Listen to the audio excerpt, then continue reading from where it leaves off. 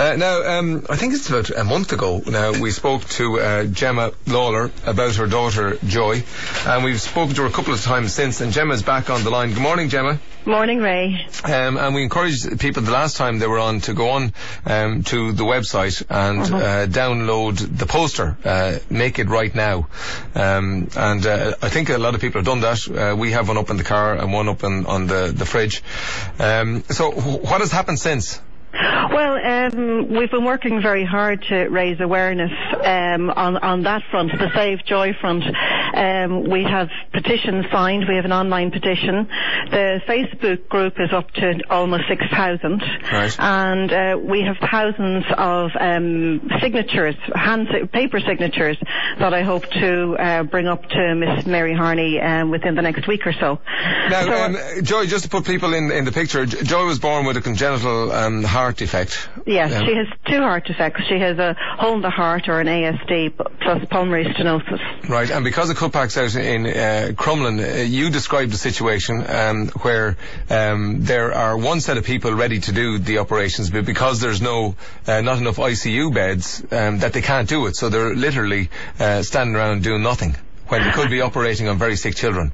That's part of the scenario, yes. There are huge surgical teams ready to go, willing to operate, and they cannot start operations until they are assured of an ICU bed at the other end. And the result of that is a family like ours may be called in and told you're having surgery tomorrow. You prep for that. It's a very emotional thing to have to do. Yeah. And then maybe on the day of surgery you might be told at 12 o'clock, sorry, the surgery can't go ahead because there just isn't enough ICU beds for you. Now, you were in Crumlin last week. I was, yeah, from Tuesday to Friday. Why? We got a phone call on Tuesday to say that we needed to come up to do CPR training as a backup. That's cardiac pulmonary resuscitation, in case Joy has an episode where we have to resuscitate her. Oh my God. Yeah, that was absolutely terrifying. I burst into tears. It was just, the implications were just huge. Now, obviously, to know CPR is essential, and we were delighted to get the training, but the implications are very serious.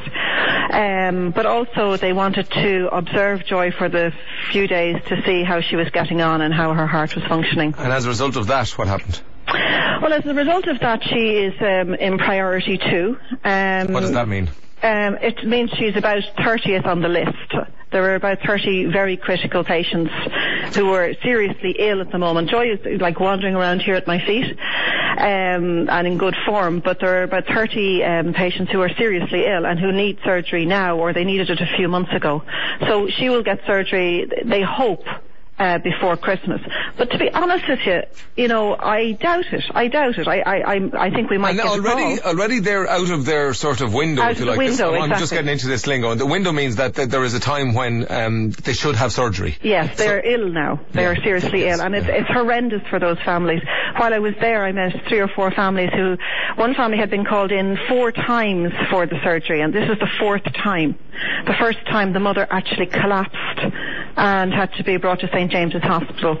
Because of the stress. The stress. Yeah. The 4th time she'd been called in, the child actually received the surgery. So she was called in, right? With the baby. And the surgical team were ready. Yes. And then because there was no bed the other side of that, they couldn't do it. Yes. It's horrendous. It is absolutely. I mean, the impact on a person, on a mother, on a father, on a child, even on a toddler. Like Joy understands hospital. She understands she has to be there. She doesn't like it, and she kept on saying to me going in the last day, "Mommy, no cannula. Mommy, no cannula." That's the drip that's put in your arm. It's the actual device that allows the drip to go into your arm. At her age, it's terrible that she knows the technical term for it. Isn't it? Isn't it? Yeah.